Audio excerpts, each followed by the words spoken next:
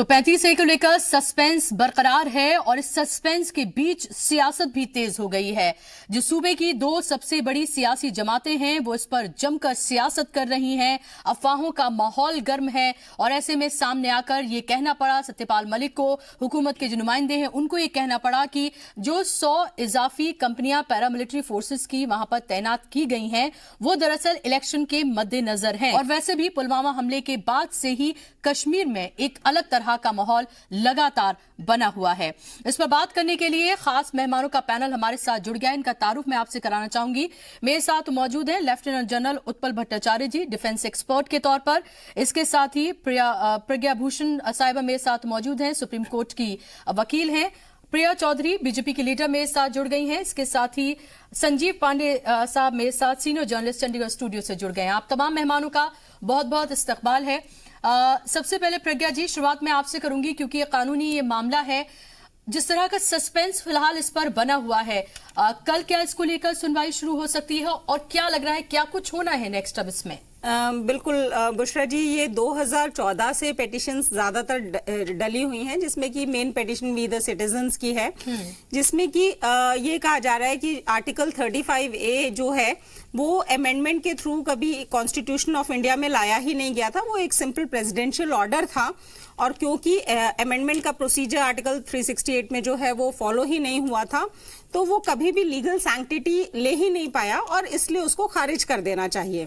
दूसरी पेटिशंस कुछ मुस्लिम कुछ कश्मीरी महिलाएं जो हैं जिन्होंने शादी जो है नॉन कश्मीरी से की है, उनकी तरफ से है कि ये डिस्क्रिमिनेटरी आर्टिकल है। बिकॉज जहां पे मर्दों को ये सहूलियत दी जाती है कि अगर वो नॉन कश्मीरी से शादी करते हैं तो फिर भी उनको कश्मीर के परमानेंट रेजिडेंट्स के सारे राइट्स दिए जाएंगे, वहीं पे फीमेल्स को ऐसे राइट्स नहीं दिए जाते हैं।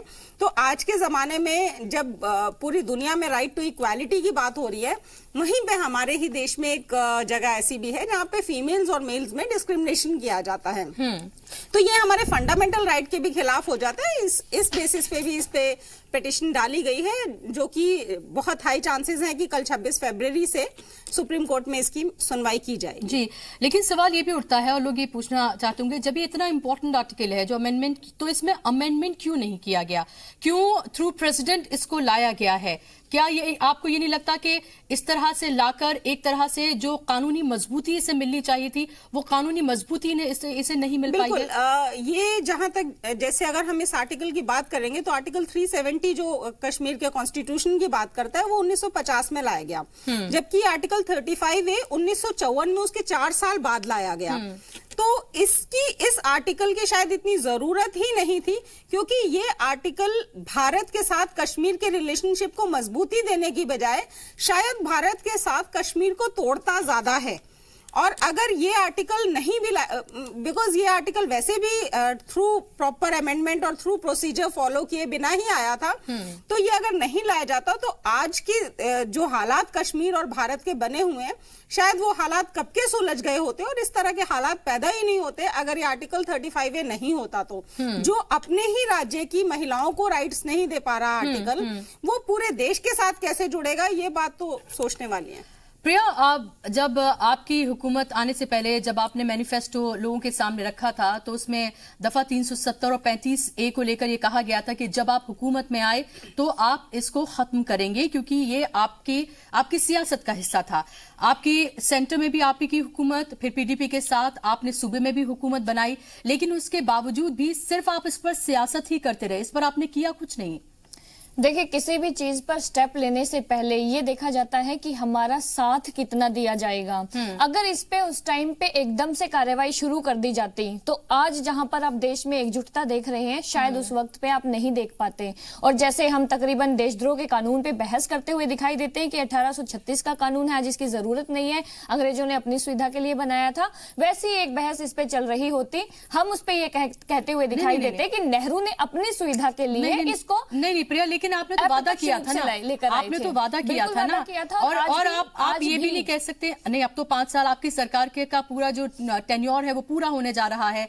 आप ये भी नहीं कह सकते कि भाई हमारी कश्मीर में हमारी हुकूमत नहीं थी इसलिए कोई परेशानी आ रही थी। आपने तो PDP के साथ जाके आपने हुकूमत बनाई, उसके बावजूद भी 3.5 सालों में आप इसको लेकर कुछ नहीं कर पाए। खुलकर जितनी बातें 370 और 35A पर ये सरकार करती है, उतना कोई भी आपको करता हुआ दिखाई नहीं देगा पूरे देश में। तो कम से कम सिर्फ बातें ही तो की जाती हैं। कम से कम ये प्रतिबद्धता है कि हम इसके खिलाफ है और हम इन्हें खत्म करना चाहते हैं, पहला पॉइंट। दूसरी बात ये है कि जब ये आरोप लगाया जाता है कि आपने पहले क्यों नहीं उठाया, पहले क्यों नहीं उठाया, मैं ये जानना चाहती हूँ जो तमाम कानून सरकार लेकर आई इस अपने कार्यकाल के दौरान, उनमें कितना समर्थन मिला है आपने ये देखा है? चाहे वो सिटीजनशिप की बात हो, चाहे वो 3 तलाक कानून की बात हो, आप समर्थन की बात क्यों कर रहे हैं? जब आप 3 तलाक को लेकर ऑर्डिनेंस ला सकते हैं, एक बार लाए, आप दोबारा ऑर्डिनेंस लेकर आए, ठीक है, तो वहां पर जो आपकी प्रतिबद्धता दिखती है वो यहाँ क्यों नहीं दिखती है? क्या वो सियासी तौर पे आपको ज्यादा सूट करता है? ये सियासी तौर पर अभी आपको सूट नहीं करता, या आप इंतजार कर रहे हैं कि इलेक्शन से जस्ट पहले हम कुछ करें? राज्यपाल को बाहर आके बयान देना पड़ा। महबूबा मुफ्ती का ट्वीट पढ़ लीजिए, वो क्या कहती हैं कि आपको इन सबकी फिक्र है, की अस्थिरता पैदा हो जाएगी। एक तरफ तो आप ये कहती है कि हमें इन सबकी फिक्र नहीं है, और दूसरी तरफ आप इस तरह की बातें करती हैं। क्या आपको महबूबा मुफ्ती की, फारूक अब्दुल्ला की, उमर अब्दुल्ला की आपको ज्यादा फिक्र है, या उस वादे की फिक्र है जो आपने आवाम से किया था? सबसे पहले इन लोगों का एक्सपोज होना बहुत जरूरी है। जो वहां के अलगाववादियों के ऊपर कार्रवाई शुरू की गई है, जिस तरह से उनके समर्थन में ये लोग खड़े हुए दिखाई दे रहे हैं, तो कम से कम अब ये पता चल रहा है कि इन लोगों को एक्सपोज, इन लोगों का समर्थन, इन लोगों की फंडिंग कहां से होती है। महबूबा मुफ्ती, फारूक अब्दुल्ला, उमर अब्दुल्ला का स्टैंड 35 से 370 को लेकर क्या है, कोई बच्चा भी बता सकता है। उनका स्टैंड क्या है? वो उस रियासत की सियासत करते हैं, जाहिर सी बात है उनका स्टैंड प्रो होगा, लेकिन आपका स्टैंड तो वो नहीं था। अब आपको किसका इंतजार था? आखिर क्यों नहीं अब तक इस पर कुछ किया गया? तो जब ये कहा जाता है कि कश्मीर में अस्थिरता पैदा हो जाएगी, कश्मीर में ऐसा हो जाएगा, वैसा हो जाएगा, या वो तो कभी भी होगा, ज्यादा पैदा होंगे, वो तो कभी भी होगा। आप जब भी इसको हटाएंगे, जब भी कुछ करेंगे, तो कुछ फैसले करते हैं जनता। तो जनता के हित में, तो आपने ये कहा था कि जनता के हित में आप ये फैसला करना चाहते हैं कि आप इन दोनों को हटाना चाहते हैं, आपने तो ये कहा था। पत्थरबाजों को जो छोड़ने का आरोप लगाया जाता है कि आपने उनके साथ सरकार बनाते ही छोड़ा, वो भी जनता के हित का फैसला था कि वहां के विकास हो, वहां मेन स्ट्रीम में वहां के युवाओं को जोड़ा जा सके, लेकिन वो आरोप बना के हमारे ऊपर लगा दिया गया। और हम ये भी नहीं भूल सकते हैं कि 35A के लिए ये प्रावधान जब किया गया था, उसको तोड़ने की शक्ति किसके पास है? अगर इसको कानून के तहत लाकर फिर से तोड़े तो भी ये अध्यादेश नहीं लाया जा सकता है। कानून के जानकार यहाँ पर बैठे हैं, वो आपको बता सकते हैं। नहीं, उन्होंने बताया है कि ऑर्डिनेंस लाकर ही अगर सुप्रीम कोर्ट क्या फैसला लेता है, क्या नहीं लेता, वो बात की बात है, लेकिन सरकार के पास ये सरकार ऑर्डिनेंस लाकर इसको हटा सकती है, नहीं दी जा सकती है। तो आप तो अपनी विल पावर दिखाइए ना, उसके बाद जो होगा वो बात की बात है। तो हम तो आप अपनी विल पावर दिखाइए। प्रज्ञा जी, क्या आपको लग रहा है कि सिर्फ इस पर सियासत हो रही है? देखिए, अगर सरकार की दृढ़ शक्ति हो, मंशा हो कि हमें आर्टिकल 35A हटाना है कश्मीर से, तो एक प्रेसिडेंशियल ऑर्डर से अगर कोई एक सरकार इस तरह का बड़ा आर्टिकल बिना किसी कानूनी अमेंडमेंट के ला सकती है, जो कि ऑलरेडी इलीगल है, तो दृढ़ शक्ति वाली सरकार उसे हटा भी सकती है, बस अपनी मंशा सही होनी चाहिए। जी, हमारे साथ संजय जी भी मौजूद है चंडीगढ़ स्टूडियो से, हमारे सीनियर जर्नलिस्ट हैं। संजय जी, 35A को लेकर आपका क्या कहना है? क्या आपको लग रहा है कि बीजेपी सिर्फ और सिर्फ वोट बैंक की इस पर सियासत कर रही है? उसने अपनी मैनिफेस्टो में इसे सबसे ऊपर रखा, ये कहा गया कि 35A और 370 को हटाया जाएगा जब हम हुकूमत में आएंगे। स्टेट में भी उनकी हुकूमत थी, सेंटर में भी उनकी हुकूमत है अभी, लेकिन उसके बावजूद भी इसको लेकर कुछ नहीं किया गया। वो हटाए जाने को लेकर कश्मीर में क्या होगा वो एक दीगर बात है। देखिए, जो 335A और 370 की जो बात हो रही है, इसके कई डायमेंशन हैं। इसके इकोनॉमिक भी हैं, इसके कल्चरल भी डायमेंशंस हैं, इसके हिस्टोरिकल प्रोस्पेक्ट्स भी हैं, और इसके पॉलिटिकल भी एक डायमेंशन है। और 35A या 370 की जब बात होती है तो प्री पार्टीशन आपको J&K की, जम्मू कश्मीर की हिस्ट्री देखनी पड़ेगी कि वहाँ पे प्रॉपर्टी की राइट्स की जब बात थी, तो जब भारत के में जम्मू कश्मीर के शामिल होने से पहले देसी रियासत के अंदर ही ब्रिटिशियर्स जब वहाँ पे लैंड परचेज कर रहे थे, तो J&K में एक मूवमेंट हुआ था कि ब्रिटिशियर्स और बाहरी लोगों को लैंड परचेज नहीं करने देना है। तो महाराजा हरि सिंह ने उस समय एक रूल बना के लैंड परचेज से बैन किया था। तो जब 370 भारत में जब आने के बाद, जब 370 का इंडियन कॉन्स्टिट्यूशन में जोड़ा गया, उसके बाद 35A लागू किया गया। 35A एक प्रेसिडेंशियल ऑर्डर से 1952 का जो दिल्ली एकॉर्ड था पंडित नेहरू और शेख अब्दुल्ला के बीच, उसके तहत फिर 54 में ये एक्ट लाया गया 35A, जो जोड़ा गया 370 में। 370 के जो पावर्स थे उसके तहत प्रेसिडेंट ऑफ इंडिया ने एक नोटिफिकेशन जारी किया था। देखिए, अब इस पे तो लीगल मामला तो चलिए सुप्रीम कोर्ट में चल रहा है, लेकिन एक चीज़ और भी है कि अगर 35A अगर आज आप प्रेसिडेंशियल ऑर्डर को एक नोटिफिकेशन के थ्रू अगर वो उसको आप हटा देते हैं तो 370 के और भी उसी के तहत जो मिले पावर्स के तहत प्रेसिडेंट ऑफ इंडिया ने जो बाकी नोटिफिकेशन जारी किए हैं 15 से 20 नोटिफिकेशन है जो उसके बाद 1990-95 तक जारी होते रहे हैं। उसमें state union list central government के लॉ जो जम्मू कश्मीर पे एक्सटेंड हुए हैं सारे उसके तहत हुए हैं। तो अगर 35A को आप छोड़ेंगे तो एक लीगल राय ये भी है कि वो बाकी नोटिफिकेशन पे भी उसका इफेक्ट पड़ेगा, पहली बात। दूसरी बात ये है कि आफ्टरऑल ये इलेक्शन के टाइम में ही ये क्यों आखिर 35A और 370 की बात हो रही है। 5 साल से बीजेपी की गवर्नमेंट थी और 370 पे काफी कुछ करने के लिए इनके पास समय था। देखिए 370 को अगर आप कॉन्स्टिट्यूशन से हटाना चाहते हैं तो एक प्रॉब्लम है कि उसी के तहत एक प्रोविजन ये था कि कॉन्स्टिट्यूएंट असेंबली जो J&K की थी जो अब नहीं है उसके सहमति से ही 370 को हटाया जा सकता है। लेकिन अब चूंकि कॉन्स्टिट्यूएंट असेंबली है नहीं, 370 में प्रोविजन है कि कॉन्स्टिट्यूएंट असेंबली के सहमति से ही आप 370 को हटा सकते हैं। तो फिर पहले 370 के उस प्रोविजन को पार्लियामेंट से हटाना पड़ेगा जिसमें यह प्रोविजन है कि कॉन्स्टिट्यूएंट असेंबली के सपोर्ट सहमति से ही आप हटा सकते हैं। तो एक बड़ा एक लंबा प्रोसीजर है और कहीं ना कहीं बीजेपी को इसमें क्या राजनीति आई कि पूर्ण बहुमत की अगर फुल मेजोरिटी की गवर्नमेंट थी दिल्ली में तो ये 5 साल में बहुत लंबा समय था कर सकते थे, पहली बात। सेकंड बात है कि एक जो राइट्स हैं J&K के लोगों को, उमर अब्दुल्ला का बयान पढ़ा है जिसमें वो ये कह रहे हैं कि 35A को अगर हटाया गया तो अरुणाचल प्रदेश से भी ज्यादा खराब हालात जम्मू कश्मीर में हो जाएंगे। इस तरह की बयानबाजी के बीच आप समझते हैं हमारे 45 सैनिकों को एक बार में उड़ाया जा रहा है। मैं वही कह रहा हूँ, आप मेरी बात पूरी होने दीजिए, मेरी बात पूरी होने दीजिए। यही तो आज ये हालात नहीं होते कश्मीर में। जी संजय जी बात रखिए अपनी, जी रखिए अपनी बात रखिए संजय जी। मेरी बात तो सुन लीजिए आप। जी मैं ये कह रहा हूं कि आपने जो J&K को 370 के तहत जो बेनिफिट्स दे रखे हैं 371 के तहत महाराष्ट्र, गुजरात, आंध्र प्रदेश, उसके अलावा असम, मणिपुर, अरुणाचल प्रदेश के लिए भी स्पेशल प्रोविजंस कर रखे हैं, पहली बात। सेकंड, इसका जो इकोनॉमिक और जो कल्चरल ये वैल्यू है कि देखिए इसको बहुत रिलीजियस रंग दिया जा रहा है कि हिंदू वर्सेस मुस्लिम।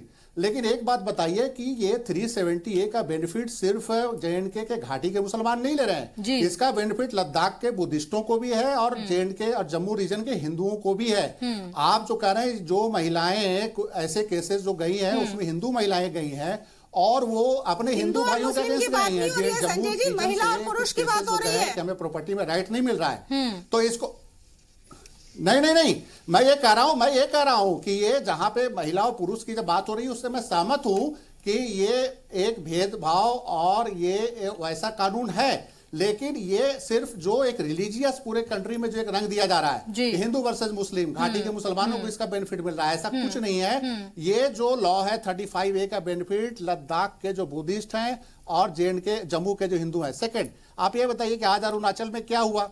आपने 6 ट्राइब्स को जैसे ही आपने शामिल करने की बात करी, परमानेंट रेजिडेंट बनाने की अरुणाचल में बात करी, लोकल ट्राइबल्स अगेंस्ट हो गए। आसाम में क्या हुआ, NRC के तहत आपने जैसे ही बाहरी बंगाली हिंदुओं को सिटीजनशिप देने की बात की, स्थानीय हिंदू वहां के जो असमिया कल्चर वाले हैं वो खिलाफ हो गए। तो कहीं ना कहीं ये 100% एक नई कंट्रोवर्सी क्रिएट होगी और इसमें एक ओवरऑल नेशनल कंसेंसस बनाने की जरूरत है सारे पॉलिटिकल पार्टियों के बीच। आज इलेक्शन आ गया तो आप 370 की बात कर रहे हैं। 5 साल से 370 पे बहस करके इसको पार्लियामेंट में आपने बहुत अच्छा बोला कि ट्रिपल तलाक पे जब आप इतनी जल्दीबाजी में ऑर्डिनेंस जारी कर सकते हैं तो आप इस पे पार्लियामेंट में अमेंडमेंट लेके आते 370 पे, भाई कि इसको एबॉलिश करो, इसको खत्म करो। लेकिन उस समय चूंकि PDP की सरकार में आप बहुमत में थे, आप सरकार में शामिल थे, मजे ले रहे थे, हर तरह के बेनिफिट्स ले रहे थे गवर्नमेंट में शामिल होके, तो 370 संजय जी आपको लग रहा है बिल्कुल वैसा ही है, कोई बात ही नहीं करी। संजय जी आपको लग रहा है बिल्कुल ऐसा ही है जैसे कि राम मंदिर को लेकर सालों से जिस तरह से सियासत हो रही है वैसे ही 370 और 35A को लेकर सियासत हो रही है और जैसे जब से इलेक्शन आएंगे 4 साढ़े 4 साल बिल्कुल खामोशी होगी, सन्नाटा होगा, कोई बात नहीं होगी। बेनिफिट 100% पॉलिटिकल बेनिफिट के लिए 100% पॉलिटिकल बेनिफिट लेने के लिए ही ये मुद्दा इलेक्शन से ठीक पहले आप उठा रहे हैं। आपके पास 5 साल था,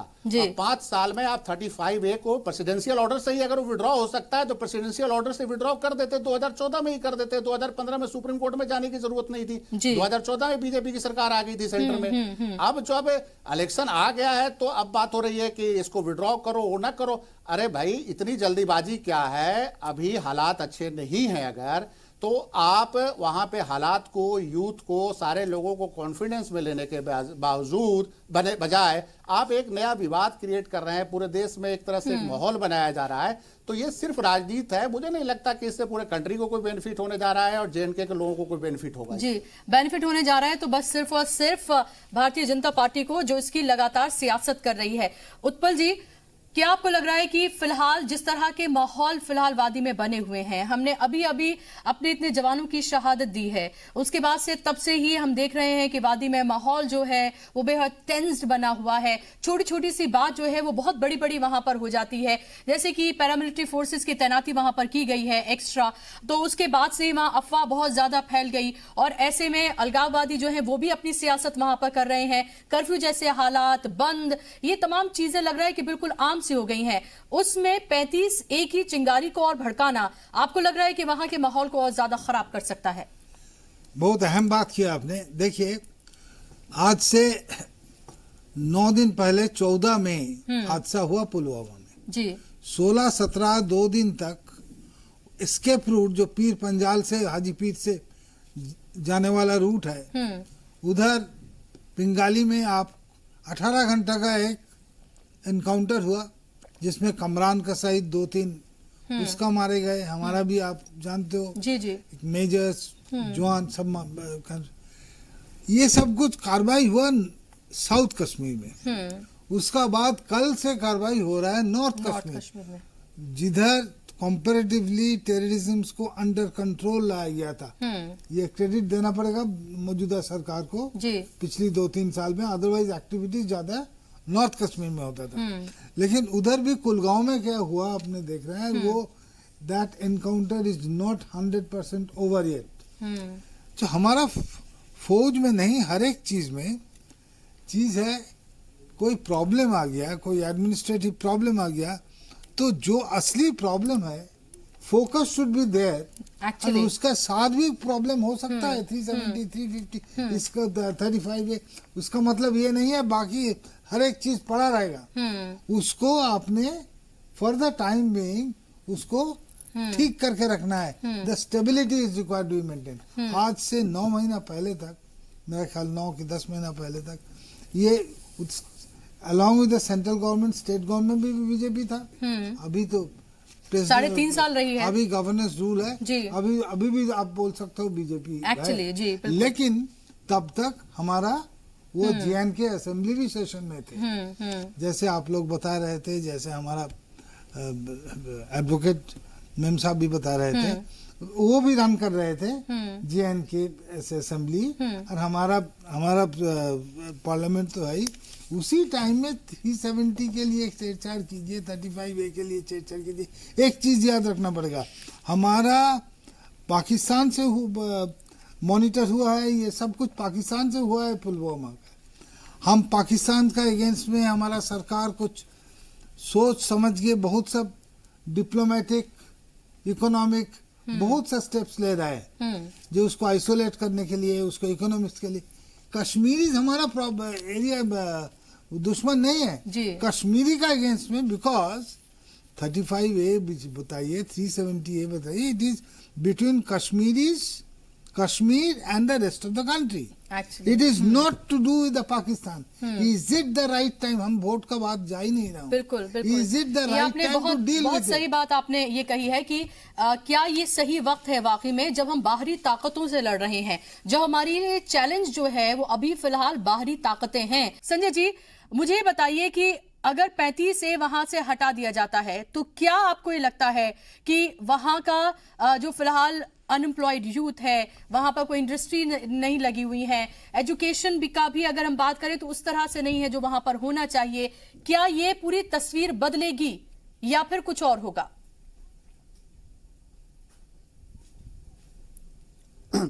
देखिए, कहीं पे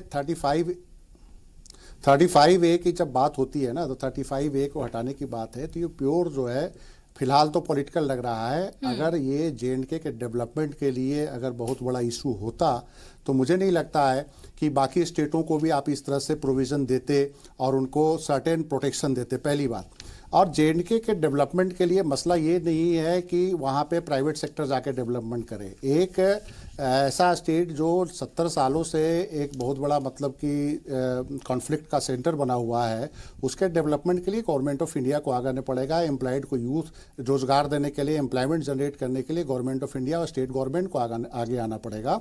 और वहाँ पे ओवरऑल टूरिज्म का बहुत बड़ा एक सेंटर वो जेएंडके पहले से था, आज टेररिज्म के कारण उसकी स्थिति काफ़ी ख़राब हुई है। तो मेरा ये मानना नहीं है कि अगर आप इमीडिएट देखिए 35A आप हटा सकते हैं, देश के तमाम लोगों को आप राइट्स दे सकते हैं, लेकिन कहीं ना कहीं ये जब दिया गया था उनको स्टेट को, जब ये कुछ प्रोटेक्शन दिए गए थे तो वहाँ के जो लोकल पॉपुलेशन था उसको बेनिफिट्स देने के लिए दिया गया था कि उनके लैंड को कोई दूसरा आके परचेज ना करे, वो अपने स्टेट में ही कहीं बेघर ना हो जाए, उनके कल्चर को कोई नुकसान ना हो जाए। तो अगर बाय द वे लगता है कि अगर इससे कोई फर्क नहीं पड़ेगा तो 35A हटा दे। आखिर 370 पे पॉलिटिक्स 1990 से हो रही है लगातार, और बीजेपी की पॉलिटिक्स तो मुझे लगता है कि जनसंघ के समय से चल रही है, लेकिन बीजेपी को 2 बार गवर्नमेंट बन चुकी है, लेकिन 370 पे कभी भी कोई सिंसियर एफर्ट्स नहीं दिखाया। भारतीय जनता पार्टी ने दिखाया कि वाजपेयी जी की सरकार रही उस समय भी 370 पे एक्शन हो सकता था जी। फिर उसके बाद अभी बीजेपी की सरकार 4-5 सालों से है, और महबूबा मुफ्ती के साथ जब गवर्नमेंट चल रही थी तो उस समय भी ये डिस्कशन में मसला आया था, लेकिन चूंकि बीजेपी को स्टेट पावर एंजॉय करना था तो उन्होंने 370, 35A सब एक तरफ रख दिया था। आज चूंकि जम्मू, ये देखिए पूरा पॉलिटिकल मसला ये है कि जम्मू रीजन में भी बीजेपी थोड़ी सी वीक हुई है। जिस ढंग से 2014 में जम्मू रीजन में पार्लियामेंट के चुनाव में और उसके बाद जो असेंबली के चुनाव में बीजेपी स्ट्रांग हुई थी, कहीं ना कहीं ये रिपोर्ट्स आ रही है कि वीक हो रही है हिंदू बेल्ट में भी। तो बीजेपी का एक पॉलिटिकल मोटिव तो है जी। और 35A हटाने से अगर स्टेट का कोई बहुत भला होता है तो गवर्नमेंट ऑफ इंडिया इसका फैसला ले सकती है। गवर्नमेंट ऑफ इंडिया से बेहतर इसको कोई नहीं जानता है कि आखिर स्टेट का बेनिफिट किस में है, या वहां के जो लोकल जो लीडर्स हैं, आखिर जम्मू के और लद्दाख के हिंदू भी और बुद्धिस्ट भी इसके खिलाफ क्यों हैं जी। बिल्कुल 35 ना हटाया जाए, 370 ना हटाया जाए। मैं आपसे इस पर जवाब चाहूंगी जी। मैं आपके पास आ रही हूं उत्पल जी। प्रिया, मैं आपसे जवाब चाहूंगी कि अभी आपने संजय जी को सुना तो लोग तो अब आपसे सवाल पूछेंगे कि आपको एक बार नहीं, आपको कई बार मौका मिला है, उसके बावजूद भी ये क्यों नहीं किया जाता, और अगर ये आपकी प्रायोरिटी में नहीं तो आप अपने मैनिफेस्टो से इसे हटा दीजिए।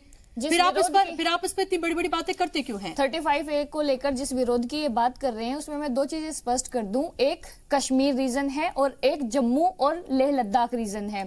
अगर दोनों का ही हम डीप एनालिस करें तो देखेंगे कि कश्मीर में इसके विरोध में आवाजें उठ रही हैं, लेकिन बाकी जगह पे 35A को हटाने के पक्ष में आवाजें उठ रही हैं। जो ये 2 तरह के सेगमेंट उभर कर सामने आ रहे हैं, क्या वहां पर आप नहीं देख रहे हैं कि कोई राजनीतिक तौर पे लोगों को उकसाया जा रहा है या उन्हें भड़काने की कोशिश की जा रही है? और ये जो बयानबाजी आ रही है, ये बयानबाजी भी लोगों को एक किस्म से भड़काने का ही काम कर रही है। और जब ये आरोप लगा दिया जाता है कि आप पीडीपी के साथ थे, आप पीडीपी के साथ थे, हम पीडीपी के साथ थे, तो पीडीपी को भी तो इस चीज पे सहमत होना जरूरी था। जब असहमति थी बहुत सारे इशू पे, तभी तो सरकार नहीं चला पाई। आपने एक एजेंडा ऑफ अलायंस बनाया था ना, उसमें आपने ये बात की थी, उसमें ये कहा गया था कि लेकिन उस पर उन्होंने अपनी तत्परता नहीं दिखाई, उस पर उन्होंने अपनी कोई मंशा जाहिर ही नहीं करी। जब भी इस पर बात हुई, आपने ये कहा था, उसमें तो आपने जब सरकार बनाई उनके साथ तो आपने ये कहा था कि इस पर बात ही नहीं होगी, तो आपने वहां पर कॉम्प्रोमाइज करके उनके साथ हुकूमत बना ली।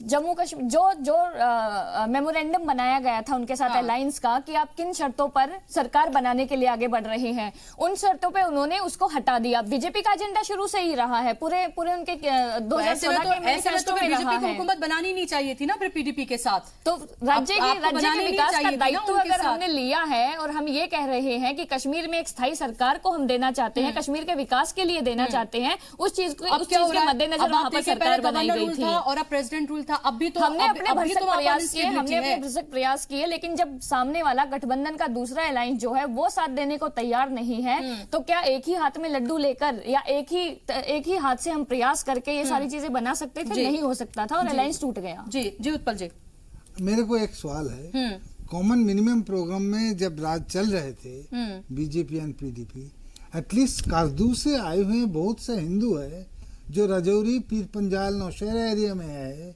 जिसको परमानेंट सिटीजनशिप मिलना चाहिए, जिसको कोई ना कोई बहाना से अभी तक परमानेंट सिटीजनशिप मिला नहीं, जो उधर रह सके, जमीन खरीद सके, नौकरी में अप्लाई कर सके, वो तो कर देना चाहिए था। वो जो कुछ आदमी आप जैसे बताए विरोध कर रहे हैं 35A का 35A उठाने का विरोध कर रहे हैं, जिसमें कुछ हिंदूज भी है, बुद्धिस्ट भी है। ये हिंदूज बुद्धिस्ट कुछ आए थे स्कर्दू से, और वो अभी भी है, वो पिछले 70 साल से अभी भी उसको पीसी मिला ही नहीं। पंजाब से जो सफाई कर्मचारी गए थे उनको भी कोई अधिकार नहीं है वहाँ पे। They are neither Indians and they are staying in JNK. They haven't got the citizenship of JNK. अगर जम्मू कश्मीर तो जितनी सरलता से हम टीवी पे बैठ के डिबेट कर लेते हैं ना, इतना ही अगर आसान जम्मू कश्मीर का इश्यू होता तो अब तक कहीं ना कहीं पे हम बहुत सारी चीजों पे कुछ ना कुछ सकारात्मक स्टेप ले चुके होते। लेकिन टू टेल प्रिया कि एटलीस्ट आपकी तरफ से एफर्ट क्या किए गए हैं, आप वो तो बताइए कि आपने ये एफर्ट किए, हमने ये भी ट्राई किया, जब तक वहां पर रहने वाले 100%, जब तक इट कुडंट बी सक्सीडेड। जब तक वहां पर रहने वाली जो स्थायी पॉलिटिकल पार्टीज हैं, जो वहां की जमीन को जानती हैं, उनका साथ, उनकी प्रतिबद्धता हमारे साथ नहीं जुड़ती है, अब कैसे सोच सकते हैं कि आप फैसला ले सकते हैं? अब आपने कई दिनों का हाल देखा ना राज्यसभा में क्या हुआ। सरकार होने का भी क्या औचित्य है? एग्जैक्टली, भारत की सरकार पूरे देश की सरकार है, कश्मीर भारत का अभिन्न अंग है, इंटीग्रल इसके पार्ट है। अलावा अगर भारतीय जनता सेंट्रल पार्टी के गवर्नमेंट के अलावा प्रवक्ता आके यहाँ पे बैठ के ये कहेंगे कि वो अपने प्रज्ञा जी, हमारे कश्मीर को नहीं जानते, तो यहाँ बैठने का भी कोई हक नहीं है। प्रज्ञा जी, आप ये भी जानती होंगी कि तमाम बिलों पे जिस तरह से हम खुलकर बोलते हैं, खुलकर सामने आते हैं, चाहे 370 की बात हो या 35 की बात हो, उनकी चीजों की बात हो, कौन साथ आने को तैयार है? मणिशंकर अय्यर का बयान सुना आपने आज? अरे आज का मणिशंकर अय्यर का बयान सुना आपने? प्रिया, आपसे उम्मीद है प्रिया, आप कांग्रेस की बात क्यों करते हैं? कांग्रेस ने इसकी सियासत नहीं की, आप इसकी सियासत जो करते हैं। दिखा सकता है, उम्मीद उसी से हो हाँ, सकती तो फिर है, तो और आपने तो सरकार करके नहीं इसके लिए दिखाया ना, प्रतिबद्ध है। तो इसका मतलब आप ये एक्सेप्ट करिए कि आप उम्मीदों पे खरे नहीं उतरे। ऐसा संवैधानिक तरीके से प्रतिबद्धता दिखाने वाली है, यही बता दें आप जनता को। जी, ऐसा कोई संवैधानिक तरीके से, संवैधानिक उपचारों के माध्यम से कोई रास्ता नहीं, निकलता आपको- है तो ठीक है, नहीं तो सरकार कोई और स्टेप लेने के लिए। देखिए, आपको प्रज्ञा, आपको ये नहीं लगता कि अगर वाकई में सब कुछ जो स्टेट की जो पार्टीज हैं, अगर उन्हीं के कहने, उन्हीं की बात करने से अगर हो रहा होता, तो फिर तो सेंट्रल गवर्नमेंट की कोई जरूरत ही नहीं थी देश में। फिर उसके बाद फिर तो जैसे ममता बनर्जी अपना स्टेट चला रही हैं, महबूबा मुफ्ती अपना स्टेट चलाती, सब लोग अपना अपना स्टेट चलाते, फिर तो सेंट्रल गवर्नमेंट क्या करेगी? और दूसरे प्रेसिडेंट्स रूल लाने के लिए सेंट्रल गवर्नमेंट है, लेकिन प्रेसिडेंट्स ऑर्डिनेंस लाने के लिए सेंट्रल गवर्नमेंट नहीं है। ऐसे कैसे हो सकता है? और दूसरा ऑर्डिनेंस ट्रिपल तलाक में आ सकता है, हाँ। बट 35A में नहीं आ सकता, ऐसा कैसे हो सकता है?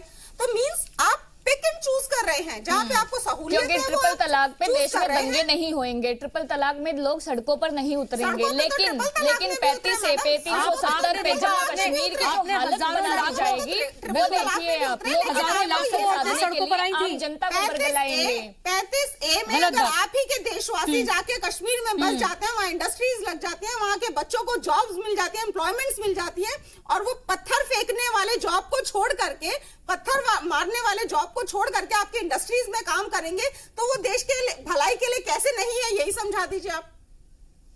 जिस तरह की सरकार नीतियां बना रही है और पाकिस्तान को आइसोलेट करने का काम कर रही है, आर्थिक रूप से नहीं, फंडिंग की बात कीजिए ना, फंडिंग की भी तो बात कीजिए ना, आपकी फंडिंग कहाँ से आती है? पत्थरबाजों की बात करेंगे तो पाकिस्तान की तो बात लाजमी है, उठेगी, क्योंकि फंडिंग वहां से होती है, अलगाववादियों का पैसा वहां से आता है। तो अब किसी न किसी माध्यम से, तो आपका है ही नहीं, पाकिस्तान तो पराया देश है, 35A तो आपके हाथ में है, आपको एक दिन का काम करना है, करके तो दिखाइए। और ये 10 दिन में भी क्या सरकार करने वाली है, ये भी पता चल जाए। आने वाले समय में सामने आएगा ना, 10 दिन जाहिर सी बात है कि 10 दिन में, और अगर जो कुछ किया जाता है तो फिर तो जाहिर सी बात है, अगर ये इल्जाम भी लगे कि सियासत के तय किया जा रहा है, तो जाहिर वो लगना ही है, क्योंकि जो चीज 4.5-5 साल में नहीं हो पाई और अब उसको लेकर इतनी बड़ी बात बार बार की जा रही है, तो ये इल्जाम लगेगा ही कि सिर्फ और सिर्फ सियासत को लेकर ही किया जा रहा है, वोट बैंक के लिए किया जा रहा है। और सवाल ये कि आखिर किसको खुश करने के लिए किया जा रहा है? संजय जी, आप ये कह रहे हैं कि लेह लद्दाख रीजन के जो बुद्ध हैं वो भी इससे नाराज हैं और इसका फायदा उनको भी मिलता है। जम्मू के आप ये कह रहे हैं कि जो हिंदू बड़ी तादाद में वहां पर रहते हैं, सरदार जो रहते हैं, वो भी इसको लेकर नाराज है क्योंकि फायदा उनको भी मिलता है। लेकिन सबसे ज्यादा अगर आवाज उठती है तो कश्मीर से आती है, ऐसा क्यों? वो चेहरे क्यों नहीं सामने आते अगर नाराजगी उनमें भी है तो? देखिए, आप अगर लिटिगेशंस को देखें तो जम्मू रीजन से कई हिंदू फैमिलियों के लिटिगेशंस कोर्ट में पेंडिंग हैं, जहाँ पे लेडी जो हिंदू फैमिली की है वो क्लेम कर रही है और उनके ब्रदर्स देने को तैयार नहीं है। कम से कम इंडिविजुअल 2-3 केस तो मैं जानता हूँ जो हिंदू फैमिली से हैं। ठीक है कि जे.एंड.के जम्मू कश्मीर में जब एक अलगाववादी आंदोलन चल रहा है, वहाँ पे सेपरेटिज्म है, वहाँ पे एक यूथ उधर जा रहे हैं, तो ऑटोमेटिक है कि उनके लिए ये काफी सेंसिटिव मैटर हो सकता है, हो जाता है। वहाँ पे घाटी में विरोध शुरू हो जाता है। ऊपर से जब कोई भी मसला पॉलिटिकल हो जाता है तो उसको और हवा दी जाती है कि जिस ढंग से भारतीय जनता पार्टी के लीडर्स रैलियों में 370 को लेकर अब उत्तेजित हैं, बहुत एग्रेसिव हैं, उसी हिसाब से वो शूट करता है महबूबा मुफ्ती और नेशनल कॉन्फ्रेंस को कि वो घाटी में इस तरह के बयान देकर वहां अपने पोजीशन को स्ट्रांग करेंगे पब्लिक के बीच। तो कहीं ना कहीं पूरा का पूरा इशू रियल इशू से भटक के ये पॉलिटिकल इशू हो जाता है। कहीं जे.एंड.के ये महबूबा मुफ्ती को लगता है कि हमें घाटी में बेनिफिट मिलेगा, बीजेपी को लगता है कि हम रेस्ट ऑफ इंडिया में बेनिफिट लेंगे। तो प्रॉब्लम तो ये है कि आप नेशन को किधर लेके जा रहे हैं? जो पॉलिटिकल पार्टियां हैं कहाँ लेके जा रहे हैं आप बताइए। आज पूरा नॉर्थ ईस्ट में ये प्रॉब्लम सेम प्रॉब्लम आ रही है जो जे.एंड.के वाली प्रॉब्लम है। नॉर्थ ईस्ट पे चर्चा नहीं हो रही है, जे.एंड.के पे चर्चा हो रही है, क्योंकि उसका बेनिफिट हिंदू वर्सेस मुस्लिम से किसी एक पॉलिटिकल पार्टी को मिल सकता है, दूसरे को भी मिल सकता है। लेकिन जो यही सेम प्रॉब्लम तो आसाम, नागालैंड, हर जगह आ रही है ना। तो आखिर गवर्नमेंट ऑफ इंडिया हो या कोई भी पॉलिटिकल पार्टी हो, इस तरह की पॉलिटिक्स क्यों कर रही है जिससे कि और चिंगाड़ी भड़के? अगर आपको 370 हटाना ही है, आप उनसे कॉन्फिडेंस में लें। फारूक अब्दुल्ला वाजपेयी जी के साथ भी थे। कमाल की बात है कि फारूक अब्दुल्ला वाजपेयी जी के साथ थे, बाद में सैयद साहब भी भाजपा के साथ आ गए। दोनों सेपरेटिस्ट, दोनों पार्टियां जो माइनॉरिटीज की पार्टी है, घाटी की पार्टी है। और हैरानी की बात तो यह है कि भारतीय जनता पार्टी के साथ फारूक अब्दुल्ला पहले थे और भारतीय जनता पार्टी के साथ महबूबा मुफ्ती आई मोदी जी के टाइम में। और महबूबा मुफ्ती की जो पूरी पार्टी है वो सॉफ्ट सेपरेटिज्म को सपोर्ट करती है, घाटी के अंदर प्रो पाकिस्तान मानी जाती है। लेकिन कमाल की बात थी कि बड़ी अच्छी सरकार भी चली इनकी, अच्छे दिनों मतलब कि हमको लगता है कि लंबा टाइम काटी। ठीक है, 6 साल का टेन्योर पूरा नहीं कर पाई है, 3.5 साल तो चली, लेकिन अच्छा चला। उस समय तक कहीं ये बात ही नहीं हो रही थी कि हमने 370 हटाना है, 35A को हटाना है। ये कहीं कोई बात नहीं हो रही थी, क्योंकि एजेंडा ऑफ अलायंस में था ही नहीं संजय जी। ये एजेंडा ऑफ अलायंस में था ही नहीं। उसमें ये कहा गया था, जो प्रोग्राम बनाया गया था, मिनिमम प्रोग्राम, उसमें ये कहा गया था कि एजेंडा ऑफ आप भारतीय जनता पार्टी अगर नेशनल इंटरेस्ट की जब आप बात करते हैं तो भारतीय जनता पार्टी को एजेंडा ऑफ अलायंस में शामिल होने से पहले वो अलायंस ही नहीं करना चाहिए था। महबूबा मुफ्ती से बात करनी चाहिए थी भाई कि हम आपसे अलायंस तब करेंगे जब 370 और 35A पे आप राजी होंगी। भारतीय जनता पार्टी के लिए जे.एंड.के में पावर हासिल करना इंपॉर्टेंट था कि नेशनल इंटरेस्ट इंपॉर्टेंट था? सवाल तो ये है कि अगर नेशनल इंटरेस्ट की आप बात करते हो तो 370 श्यामा प्रसाद मुखर्जी के टाइम से है। श्यामा प्रसाद मुखर्जी की वहां पे जान गई है। लेकिन भारतीय जनता पार्टी की प्रायोरिटी तो ना वाजपेयी जी के टाइम में रही और ना मोदी जी के टाइम में रही जी। लेकिन क्या आपको लग रहा है कि संजय जी, क्या आपको लग रहा है कि 2019 की जो सियासत है, 2019 में जो वोट मांगा जाएगा और जो इलेक्शन अब होने जा रहे हैं, उसमें जो सेंटर ऑफ अट्रैक्शन है वो सिर्फ और सिर्फ कश्मीर होने जा रहा है? देखिए, कोई भी पॉलिटिकल पार्टी किसी न किसी ढंग से इस तरह के मसले को इलेक्शन में उठाती है, उसका पॉलिटिकल बेनिफिट लेती है।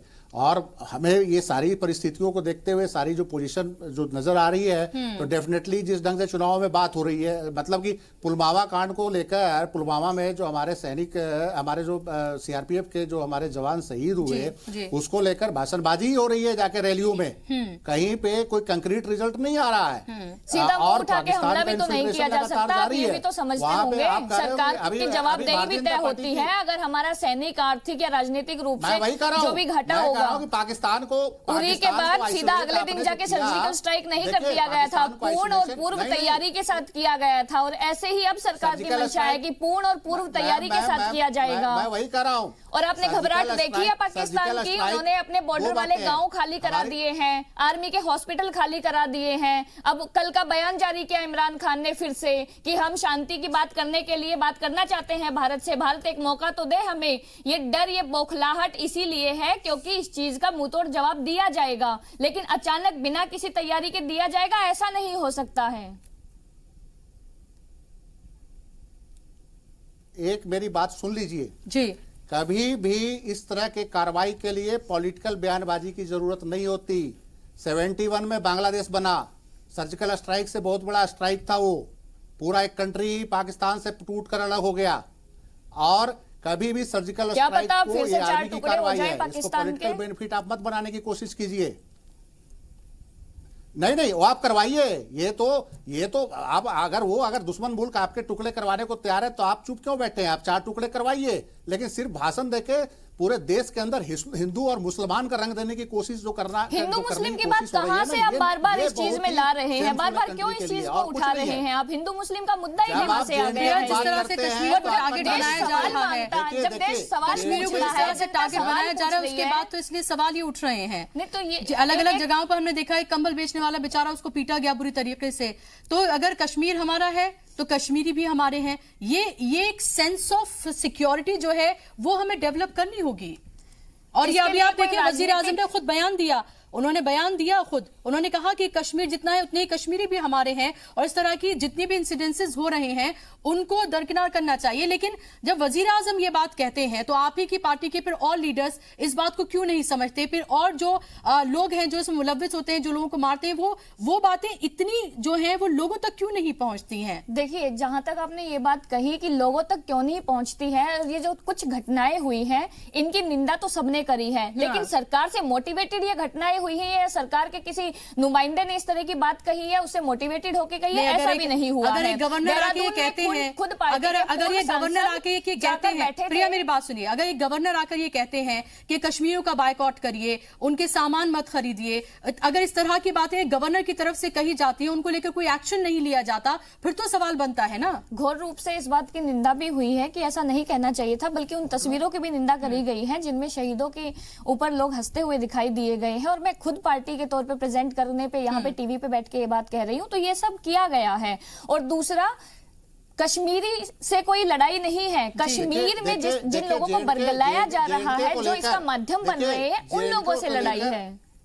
जी संजय जी, जेएनके को लेकर जो गवर्नर साहब ने बयान दिया है, जो तथागत राय साहब ने एक कॉन्स्टिट्यूशनल पोस्ट पे बैठे हुए अगर आप इस तरह के बयान दे रहे हैं, एक तरफ कह रहे हैं कि यूथ को अपने तरफ, घाटी की यूथ को जोड़ना है, कश्मीर भारत का इंटीग्रल पार्ट है, और दूसरी तरफ आप कह रहे हैं कि कश्मीरियों को पीटिए और कश्मीरियों का सामान का बाइकाट कीजिए, तो प्राइम मिनिस्टर साहब को तो सबसे पहले गवर्नर साहब को डिसमिस करना चाहिए था, पहली बात। दूसरी बात यह है कि ये निंदा और जो ये बात है ये इतनी देर नहीं होनी चाहिए, एक्शन दिखना चाहिए, कागजों पे और टीवी चैनलों पे निंदा नहीं होनी चाहिए। कहीं ये मैसेज देखिए, पाकिस्तान दूसरी बार कामयाब हुआ है, पहले तो अटैक करके कामयाब हुआ, और दूसरी तरफ जिस ढंग से वो कश्मीर और रेस्ट ऑफ इंडिया के अंदर जो पार्टीशन जो लाइन खींचना चाह रहा था उसमें भी वो कामयाब हो गया। और वो कामयाब क्यों हुआ? जिस तरह से कश्मीरी यूथ के साथ, कश्मीर के जो बच्चे हैं बाहर पढ़ रहे हैं उनके साथ जो कार्रवाई हुई है, और जो एक ट्रस्ट उनके अंदर जो घटा है, ये पाकिस्तान की साजिश के आप शिकार हुए हैं, और उसमें आपने पाकिस्तान की मदद करी है पूरी तरह से ये कार्रवाई करके। और कॉन्स्टिट्यूशनल पोस्ट पे बैठे हुए लोगों को तो कम से कम इस तरह के बयान नहीं देने चाहिए, और कम से कम प्राइम मिनिस्टर साहब को तो एक खंडन उन लोगों का भी कर दीजिए ना, जो जम्मू कश्मीर में बैठ के इस तरह की बयानबाजी कर रहे हैं या देश के दूसरे भागों में बैठ के पाकिस्तान का समर्थन करते हुए दिखाई दे रहे हैं, और ये नहीं समझ आ रहा कि ये भारत के लोग पाकिस्तान की भाषा बोल रहे हैं या पाकिस्तान के लोग भारत के राजनीतिज्ञों की भाषा बोल रहे हैं। आप उन पे कार्रवाई दो शब्द उनके लिए भी बोल दीजिए, उन पे कार्रवाई कीजिए, उन पे 100%। ममता बनर्जी के लिए कुछ बोल दीजिए। गवर्नमेंट ऑफ इंडिया को किसी भी इस तरह के जो एंटी नेशन लोग हैं उन पे कार्रवाई करने का, उन पे एक्शन लेने का पूरा राइट है, और पूरे देश की पब्लिक उनके साथ होगी। सुरजेवाला पे 2 शब्द बोल दीजिए, ममता बनर्जी पे 2 शब्द बोल दीजिए, मणिशंकर अय्यर पे बोल दीजिए। देखिए प्रिया, इस तरह के जितने भी लोग हैं जो इस मुश्किल घड़ी में भी, जहां हम बाहरी ताकतों से लड़ रहे हैं, अगर वो इस तरह के अल्फाज, इस तरह की जबान का इस्तेमाल अगर करते हुए नजर आ रहे हैं, तो जाहिर सी बातों से कंडेम करना चाहिए। जितने भी कड़े से कड़े अल्फाज में हो उसे कंडेम करना चाहिए, क्योंकि ये वो घड़ी है जहां पर 130 करोड़ जो हिंदुस्तानी हैं उन्हें एक साथ एक जगह इकट्ठा होना है, क्योंकि हमारा दुश्मन जो है वो बाहर है, हमारा दुश्मन अंदर नहीं है। यही तो कहा जा रहा है, यही तो इस वक्त दिखाने की जरूरत है, देश की अखंडता और एकता, जो लोगों को समझ नहीं आ रही है। बिल्कुल, और उसमें प्रिया कश्मीर भी उतना ही हिस्सा है, क्योंकि सबसे ज्यादा कश्मीर हमारा हिस्सा है। इसी बात की तो लड़ाई है, हम यही तो कह रहे हैं कि कश्मीर हमारा अभिन्न अंग है, कश्मीर हमारे देश का मस्तक है, तो हम उसे कैसे जाने देंगे, कैसे उसमें इस तरह की सिचुएशन पैदा होने देंगे? जाहिर सी बात है, लेकिन फिलहाल जिस तरह का माहौल बनता हुआ वादी में नजर आ रहा है वो कई तरह के सवाल जरूर खड़ा करता है, और एक जो इनसिक्योरिटी जो कश्मीरियों में पैदा हो रही है उसको एड्रेस करने की बहुत ज्यादा जरूरत है फिलहाल, क्योंकि वादी जो है वो लगातार उबल रही है और ऐसे में सियासत का सेंटर वो बनती हुई जा रही है, हर किसी के सियासत का सेंटर वो बनती हुई जा रही है। उत्पल जी, मैं आपसे जानना चाहूंगी, ये जो इजाफी पैरामिलिट्री फोर्सेस वहां पर तैनात की गई, कहा यह जा रहा है कि ये सिर्फ इलेक्शन के मद्देनजर यहां पर इनको तैनात किया गया है, क्या आपको लगता है कि सिर्फ इलेक्शन के मद्देनजर है, या आपको लग रहा है कि 35 ए को लेकर कुछ स्ट्रिक्ट कुछ फैसला हो सकता है, या फिर पाकिस्तान को लेकर कुछ सरकार की तरफ से किया जाने वाला है जिसको लेकर तमाम तरह की तैयारियां की जा रही है, क्योंकि अफवाह भी बहुत फैल रही है कश्मीर में जिससे माहौल बहुत बिगड़ रहा है वहां। ये रिलोकेशन ऑफ फोर्सेस जो होते हैं ना जी, ये जो सिक्योरिटी है, जो कश्मीरीज है उसका सिक्योरिटी के लिए ये सब कुछ किया जाता है। ओके। ये भूलना नहीं चलेगा। ये ऐसा नहीं उसका ऊपर पाबंदी लगाने के लिए ये कुछ कर रहा है। एक चीज होता है, सुन लीजिए, एक चीज बोलता है सिक्योरिटी का पहले सवाल होता है, आप जब थोड़ा सा इनकन्वीनियंस्ड हो, आपको थोड़ा जब मुश्किलात हो तभी आप सिक्योर्ड है। आपको कोई मुश्किलात भी नहीं हो, बाहर कोई सिक्योरिटी फोर्सेस नहीं है, हम आम जनता जा सकता हूँ इधर से उधर, और उसका बीच में टेररिस्ट अटैक भी हो सकता है। तो ये relocation of forces, strengthening of forces, reinforcement of forces, ये आमतौर पर यह है, इसका साथ दूसरा कुछ लिंक मत कीजिए, मेरा यही रिक्वेस्ट है। वो जो कुछ कंपनीज, ये सब 100 कंपनीज ऑफ सीआरपीएफ नहीं है, इसमें कुछ सीआरपीएफ है, कुछ अदर सेंट्रल फोर्सेस है, अलग अलग है इसमें, अलग SSB है, ITBP है, depending upon their area of responsibility they have been deployed. It is nothing more than that, so that the Kashmiri people can remain little more secured.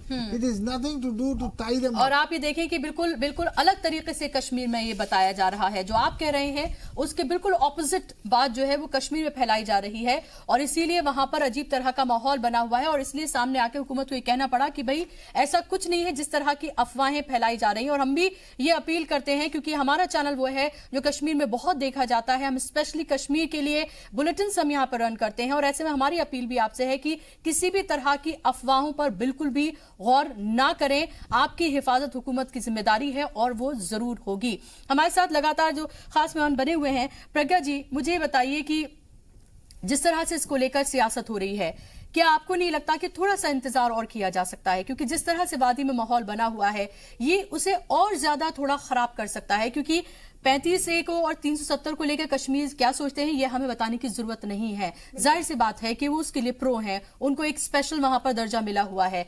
क्या आपको नहीं लगता कि इसको लेकर हुकूमत को ये कहना चाहिए था कि इसमें सुनवाई है उसको थोड़ा डिले किया जा सकता है कुछ दिन और, क्योंकि अभी हमारी लड़ाई कहीं और चल रही है। बिल्कुल बुशरा जी, मेरा मानना यही है कि 35A जो है डिस्क्रिमिनेटरी आर्टिकल है, इसको हटना चाहिए।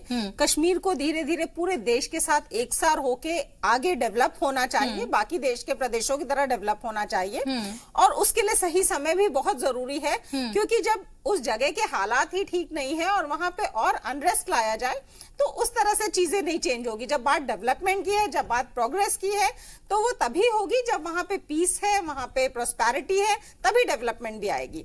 तो हर चीज का सही समय होता है। 3.5 साल सरकार चली वहां प्रदेश में, बहुत अच्छे से चल रही थी, तब चाहते तो किया जा सकता था। जल्दबाजी में नहीं हो पाएगा, ये जल्दबाजी में हो भी नहीं सकता है। जब 70 साल से चल रहा है तो ये चलेगा, हटेगा तो तभी जब इसको समय दिया जाए और बाकायदा। बिल्कुल, और वहाँ की जो पॉलिटिकल पार्टीज हैं, आप ये देखिए अभी लड़ाई हमारी पाकिस्तान से है, तो पाकिस्तान से पहले पाकिस्तान को मुंह तोड़ जवाब दिया जाए, और पाकिस्तान के साथ साथ जो उनकी सबसे बड़ी लाठी है कश्मीर में वो 35A है पाकिस्तान की भी।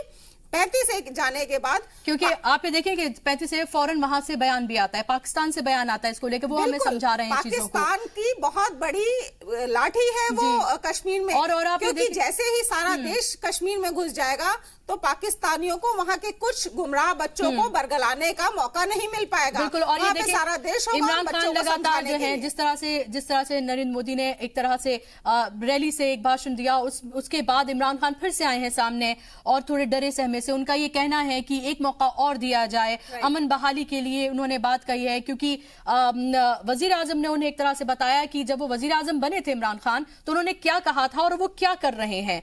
तो ऐसे में पाकिस्तान की जो हालत है वो खस्ता है, और जो हिंदुस्तान की तरफ से दबाव बनाया जा रहा है डिप्लोमेटिकली, या उन्हें लग रहा है कि किसी और तरीके से भी एक्शन लिया जा सकता है, उससे घबराहट तो साफ तौर पर देखी जा सकती है। लेकिन फिलहाल ये जरूर है कि 35A को लेकर भी सियासत बहुत हो रही है कश्मीर में, और वहां की जो पार्टीज हैं जो वहां की सियासत कर रही हैं वो लगातार ये करिए जल जाएगा कश्मीर, जंग जैसे माहौल हो जाएंगे, और न जाने क्या क्या कहकर उकसाया और भड़काया भी जा रहा है। और हमारी आपसे अपील ये है कि आप फिलहाल इन तमाम बातों पर बिल्कुल भी गौर ना करें।